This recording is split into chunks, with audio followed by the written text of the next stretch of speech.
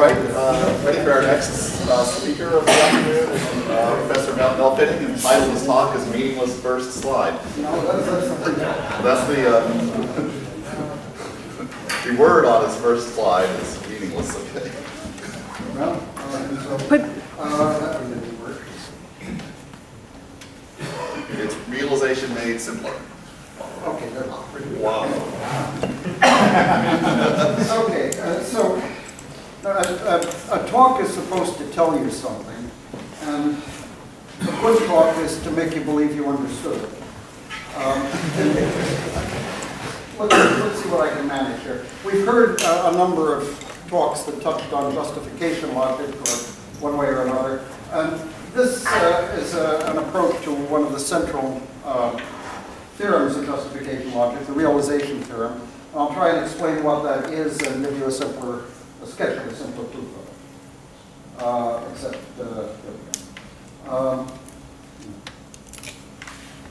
And yes, you've given me a big sandbox to play in, and I thank you for it. Well, it's such a great pleasure watching, participating, playing together. Okay, so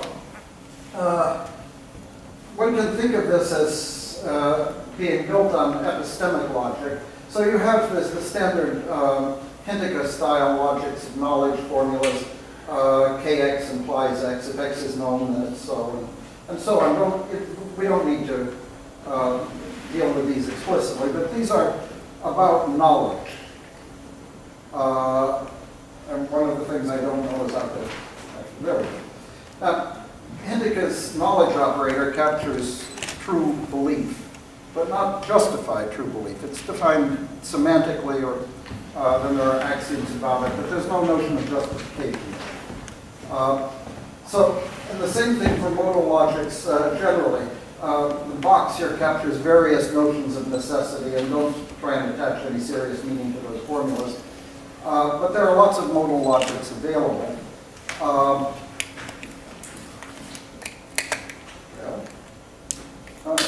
But all of this is about necessity without any reason attached.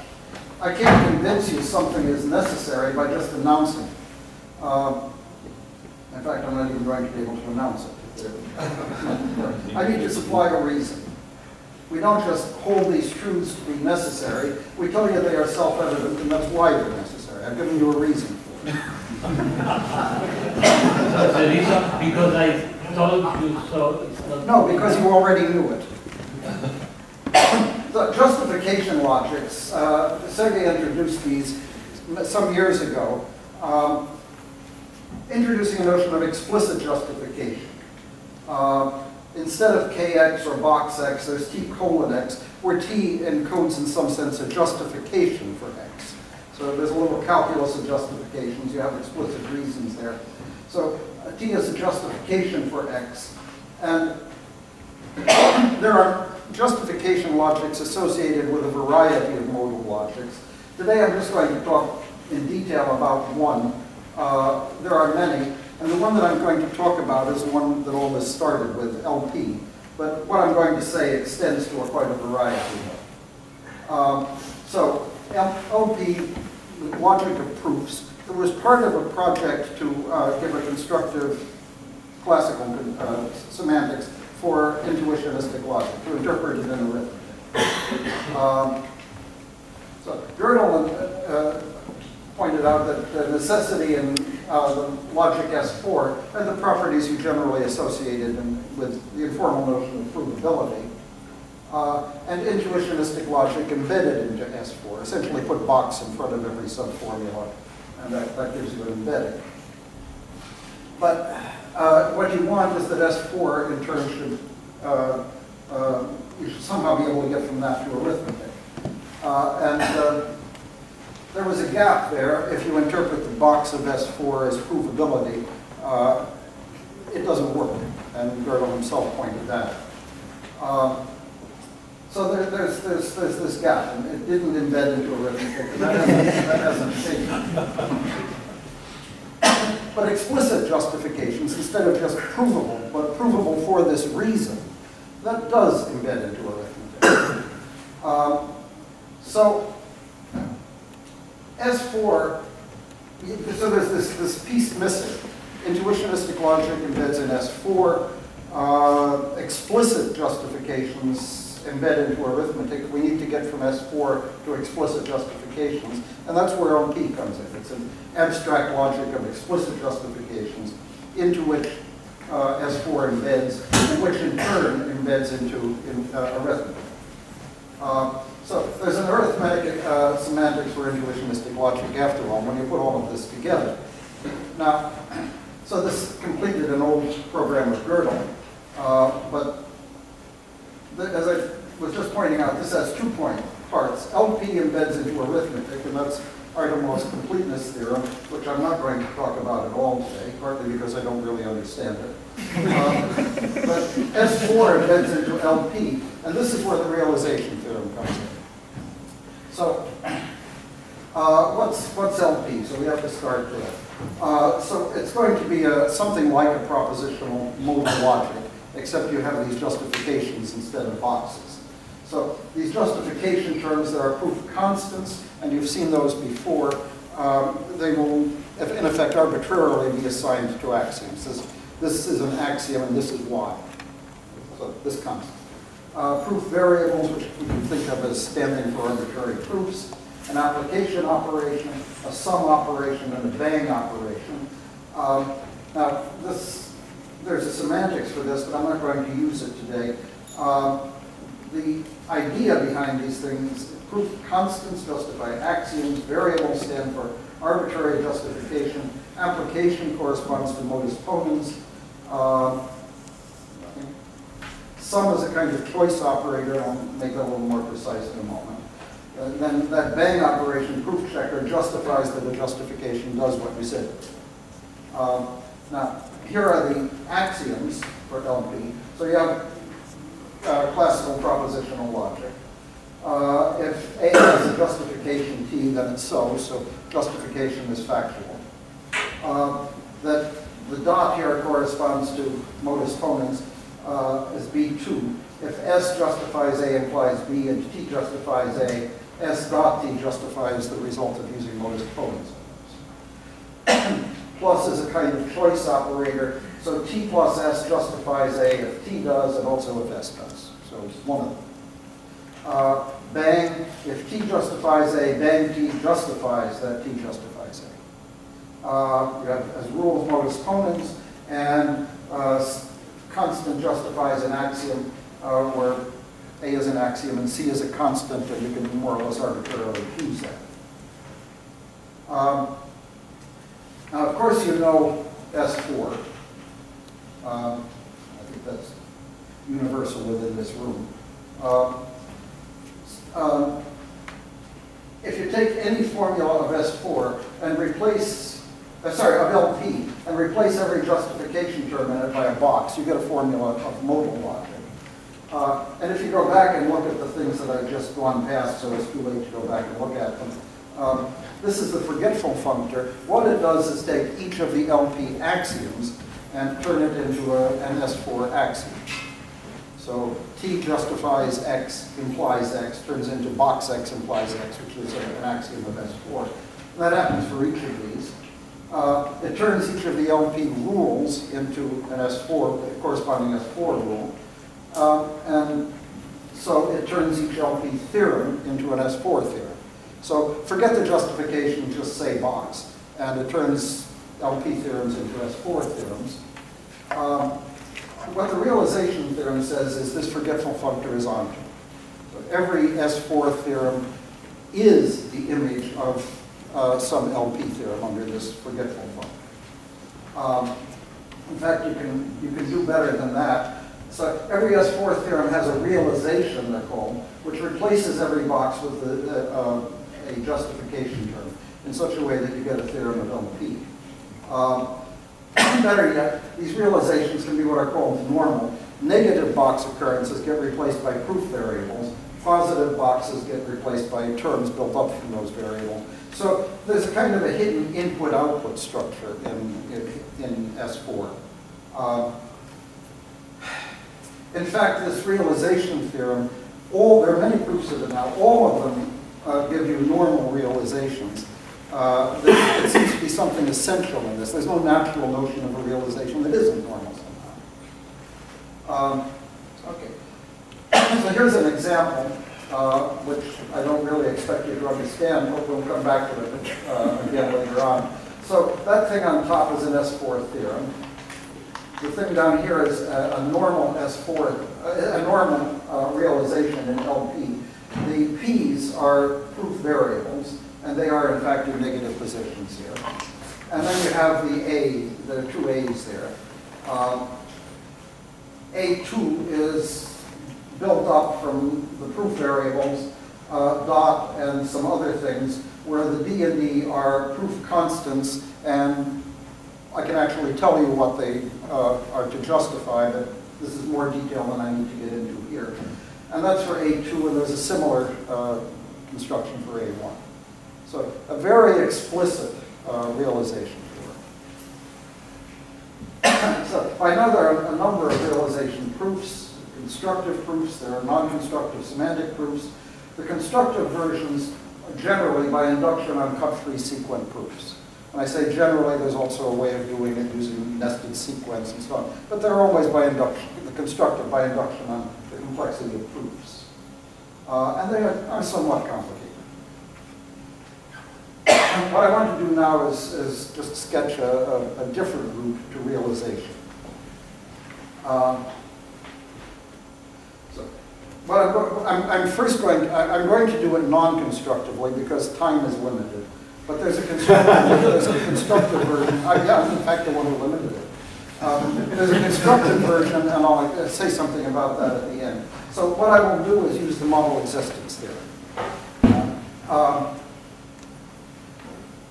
What I'll do is introduce what I'll call a quasi-realization. So we'll go to quasi-realizations and from them to realizations. And for many purposes, quasi-realizations are actually already enough. So this will be the pattern, from S4 to quasi-realizations to realizations. This part uses the model existence theorem. This part doesn't, and it's by induction on formula complexity, not proof complexity. And I'll say more about that in a minute. The model existence theorem has been around for a long time. It started as a classical theorem. It goes back to abstracting the essence of the Hankin completeness proof. I'm doing propositional logic here. There's a first-order version of all of this, which I'm not going to go into again because of time. But the model existence theorem seems to have first been separated out as a separate theorem by Smolyan, 1963. That's for classical logic. It was extended to L omega 1 omega by Kiesler, and a very nice book where he got lots of results about L omega 1 omega using it. I extended it to modal logics in 1973, a variety of standard modal logics. Certainly not for all of them, but for many of the standard ones. So what does it say? And again, I'm only going to talk propositional now for time reasons. But something about first order at the end. So classical propositional logic first. And I'm going to use sign formulas, Tx, Fx. So T and F are just extra signs like plus and minus that you put in the front of formulas. So a consistency property, classical. A collection of sets of signed formulas. And the idea is, in some sense, a member of that collection is supposed to be consistent. But in an abstract sense. So what are the conditions? For each member of the consistency property, you don't have both TP and FP in it, where P is atomic. So it's obviously consistent on the atomic level. If TA and B is in a member of the consistency property, then adding TA and TB to that set gives you another set that's in that consistency property. And similarly for each of these. They say if a set is there, then throwing in something else that in some way should preserve consistency is also there. So that I'm not writing all of these out. There's something for every propositional connector here. The theorem is simply any member of a consistency property is satisfied. Again, this extends to first order. For sign formulas, satisfiable means there's some truth assignment under which X evaluates to true if Tx is there, and it evaluates to false if Fx. So it does what the sign says. And almost immediate consequences of this, it turns it into an exercise, are axiomatic completeness, tableau completeness, sequent completeness, interpolation. They all fall out very quickly. I'll sketch such an argument in a few minutes. So extending this to modal logic, okay, so you will use a modal language. And I'm using S4 here, so there are two more conditions. If S is something in your consistency property and it's got T box X in it, you can add Tx and stay in the consistency property. And if F box X is there, you can modify the set, this S sharp, and add Fx, and that stays there. Now what's the modification? You throw away everything except formulas of the form T box. So that's an S4 consistency property. And you still have any member of an S4 consistency property is satisfiable in some S4 cryptic. Satisfiable means they all happen at some world. The T ones come out true, the F ones come out false. And again, their consequences are the same sort of stuff as before. So here's a very fast example. Completeness proof for axiomatic S4. Just take your favorite propositional S4 axiom system. I assume you all have one. Call a set of signed formulas inconsistent if there are finite sets gamma and delta, so that the conjunction of gamma implies the disjunction of delta is provable in your axiom system. And T of all of the things in gamma together with F of all of the things in delta are part of the set S. Okay? So S is inconsistent if it's got some T formulas in it and some F formulas in it, so that the conjunction of all the T formulas implies the disjunction of all of the F formulas is provable. So that's inconsistent. Call a set consistent if it's not inconsistent. Okay, so this just says what putting T in front of a set does. So call it consistent if it's not inconsistent. And let C be the collection of all sets that are consistent in this sense. And now simply go through the exercise of verifying that C is an S4 consistency property. Just go through and check all of the conditions. If X is not axiomatically provable, then the set whose only member is Fx will be consistent in this sense. And so by the model existence theorem, that will be satisfiable, so X is not valid. That's your completeness proof. You've done the hard work when you did the model existence theorem. The rest is an exercise. Here's another example, interpolation. So remember, interpolation says if you can prove X implies Y, there's a Z. So you can prove X implies Z and Z implies Y. And all of the propositional letters in Z are common to X and Y. So call a set of signed formulas consistent if there are finite sets gamma and delta, so the conjunction of gamma implies the disjunction of delta, has no interpolate. And the T gammas together with the F deltas are all part of S. So it's just like before, except instead of is provable, has no interpolate.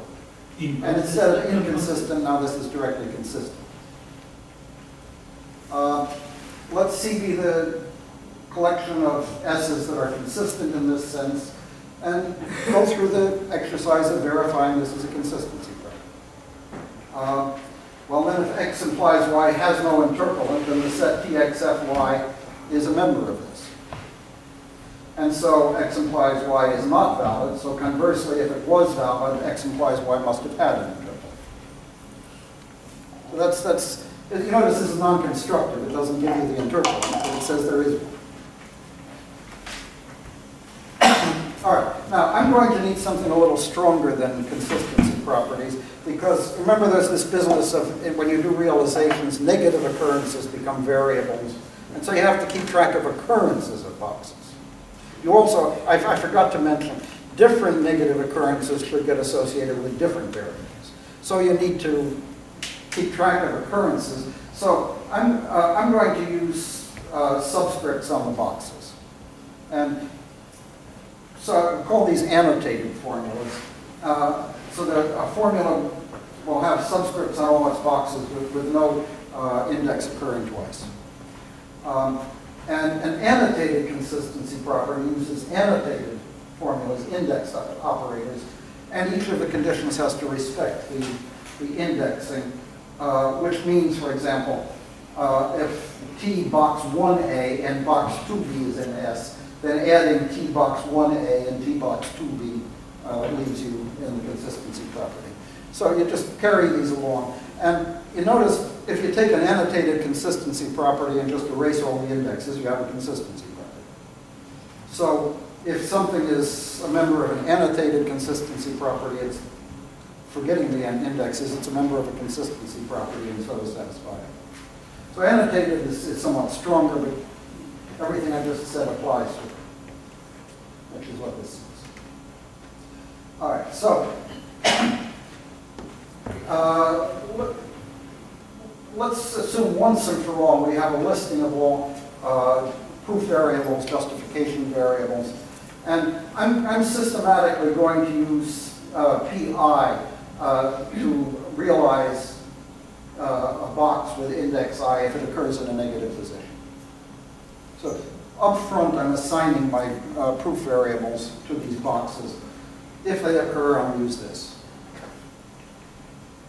So I'm going to define quasi-realizations. Now, I gave you a loose definition of realization before.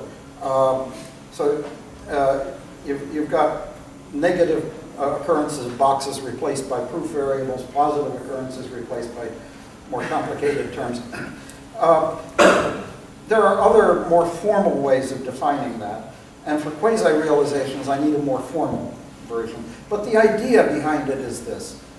In realizations, this plus operation plays a very central role. So if you have two possible justifications for something, you can combine them. And I don't want to combine them. If this justifies or this justifies, I'm just going to say this justifies or this justifies rather than saying the sum justifies. So there won't be any pluses involved. But the formulas will have disjunctions where there would have been. So that's the idea, that this is going to be the formal definition. I'm going to define a map from signed, annotated modal formulas to sets of signed LP formulas. The idea is this should map a signed, annotated modal formula to the set of candidates for being quasi-realizations. So TA, just TA, FA, FA.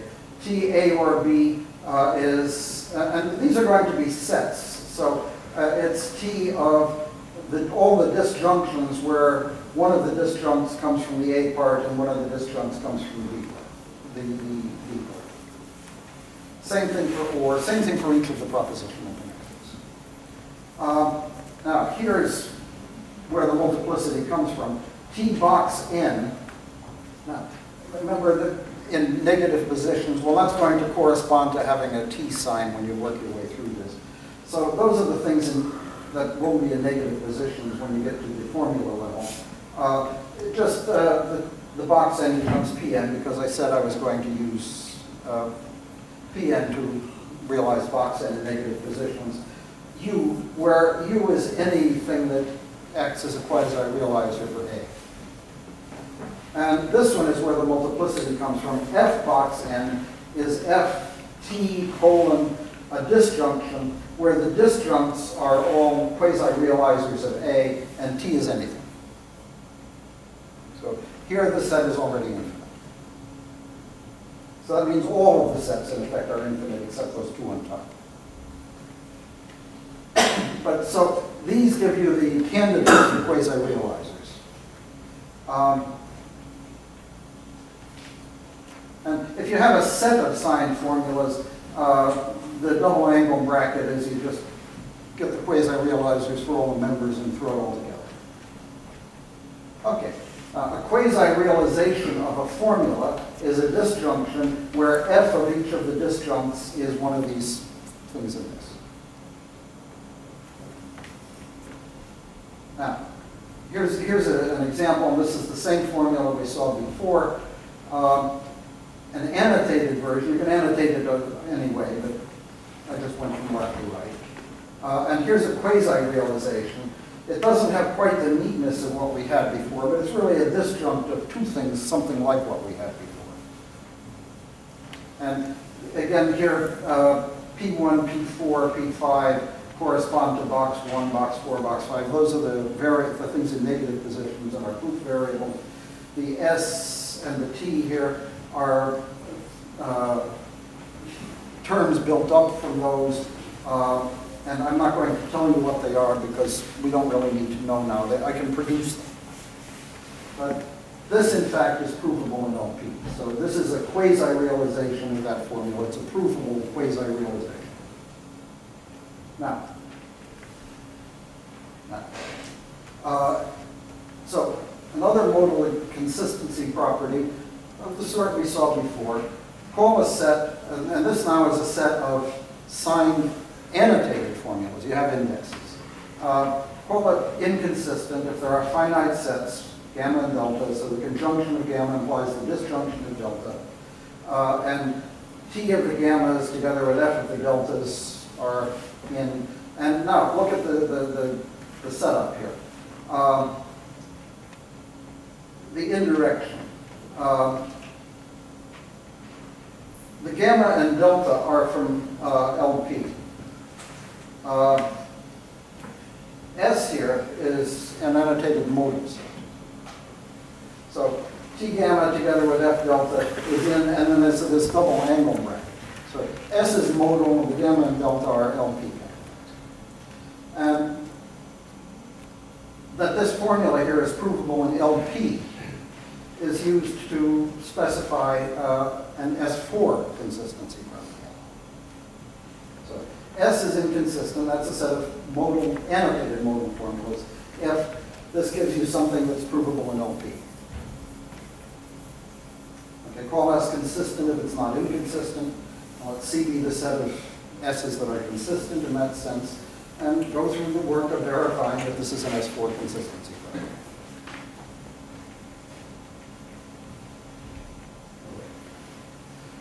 Now, suppose a modal formula A is provable in S4. Annotate it however you like, getting A prime. Since A is provable, and we assume that, FA prime is not satisfiable. Satisfiable just means satisfiable in the usual sense you ignore the indexes. So that's not satisfiable. So it's not in the consistency property. So there must be members of this with this provable in LP. And so that's your provable quasi-realization. Okay.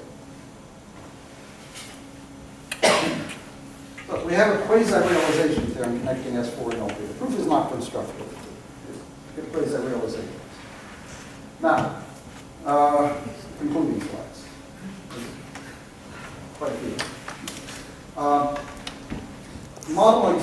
Modal model existence theorems exist for standard modal logic. So K, T, D, KB, K4, S4, not S5. What I just did carries over to all of those with essentially no changes. They all have justification counterparts. The quasi-realization proof carries through for all of those.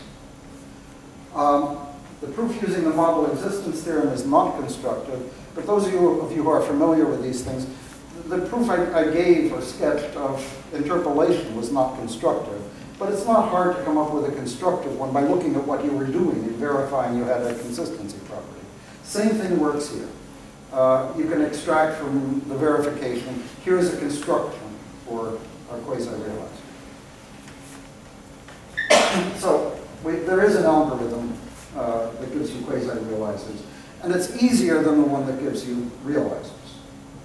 One of the things that comes up with that is substitution and so on. That never comes up here. We should ask Kuznets and Brezhnev. Yes, I intend to. So this is easier than any of the usual realization algorithms. And something important that I overlooked when I first did this, if what you're after is intuitionistic arithmetic completeness, these do quite as well as realizers. Right? You embed intuitionistic logic into S4, S4 into LP, but now this is your embedding, and these being provable formulas of LP translate into theorems of arithmetic. So these are ready for that.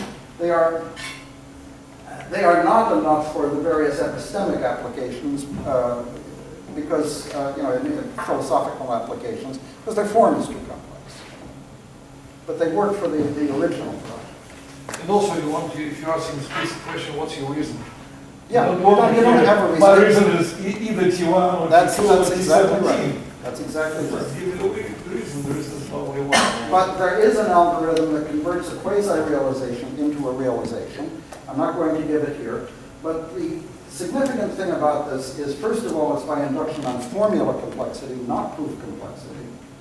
And it's uniform across all these logics. You don't have to give it separately for each different logic. You just give it once and for all. In effect, it works for K, and so it works for So that's it. It breaks this whole thing into two separate parts. Now, you heard mention earlier of a first-order version of LP.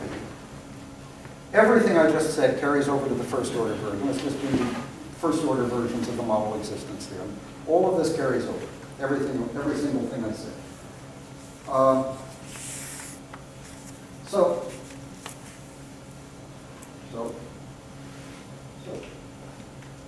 thank you.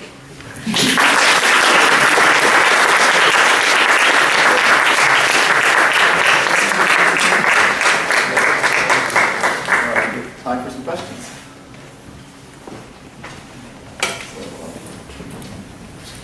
Maybe I can start off with a question since someone else jumped up. Well, go first now. I have a very nice question. What are GL theories here? Basically, it doesn't. You want a more detailed answer? No, I mean, Yes, I can take it. We're looking at two distinct models of probability. And if you look at the two-page Gödel's paper of 33, it gives S4, but leaves it as a probability calculus without a model. But also he mentions that you can interpret box as a formal probability. So he gives semantic, but leaves it without a calculus. So there are two, and the time proved that these two things are distinct.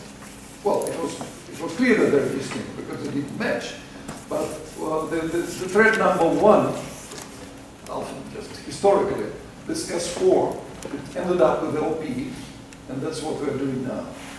The thread number two, which was the formal probability as modality, ended up with GL. And it turned out that they are incompatible as S4 and GL are incompatible as model logics, as formal systems. But they have different areas of applications. GL is about second Gödel incompleteness theorem, about Ferris Harvey. Yes, the Harvey 37th problem about decidability of consistency statements, about normal fixed points of de Jong Sabin and this kind of thing. Solovey-Bullis et al. Very nice area. I spent almost 20 years doing this. It was such a success. But the second thing, and then I realized that whenever you try to apply this, just do something very innocent, like what I confessed to Victor, just trying to explain negation as failure in Horn programming, which is a big deal. It says about something unprovable, you should have a coherent theory. It just doesn't work. Because every practical application you make requires reflexivity, which is missing for GL. So then that prompted me really to build the whole thing, to backtrack deeply, to understand what was the reason, and then to come with some analysis, and it came with a just comfort solution. So we have two different things. People in GL, they may look at the LP thing and say, okay, everything is decidable, it's not a big deal, you're not talking about some high decidability. But I would compare it with the development in the computability theory. Because for a good number of years it developed as a theory of degrees.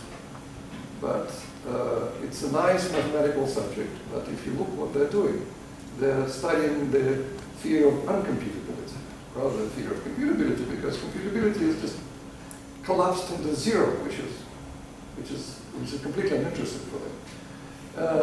And in this respect, GL is the degree theory. So you study higher, just intricate unprobability things. But if you really want to study probability, you'd better do it this LP style, and that's how it works. But again, it's that we're talking about two distinct models of probability. And it's with the essential quantifier as a formal entity and with the Skolem state, which gives this. One can think of the box as an implicit knowledge operator, say, and these things, the T's, as explicit. But the explicit implicit is not with PL, it's with S4. Thank you.